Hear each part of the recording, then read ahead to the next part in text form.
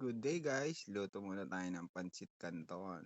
Bali yan na po, nilagay ko na po yung canton niya. Masarap po 'to pang merienda, sakto gantong oras, merienda time. Kaya po marami, pagkain po lahat po dito yan sa bahay. Bale, yan po ang merienda namin.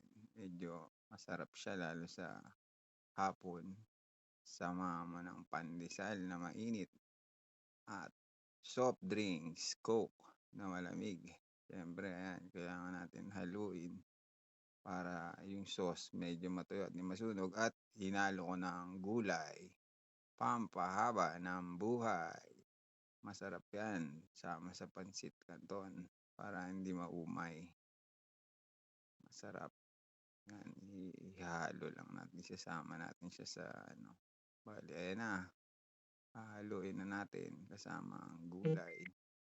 Para mawala yung sarsa at matuyo at hindi masunog ang ilalim.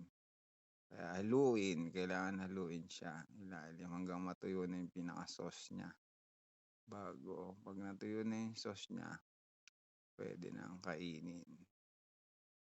Happy Wednesday to all. Bale simba ngayon ng ano, Baklaran. Magandang hapon sa lahat. Ayan po, malapit na po yang maluto. At dito na po tayo sa tikiman portion. First bite. Thank you Lord, mainit-init pa. Sarap, grabe.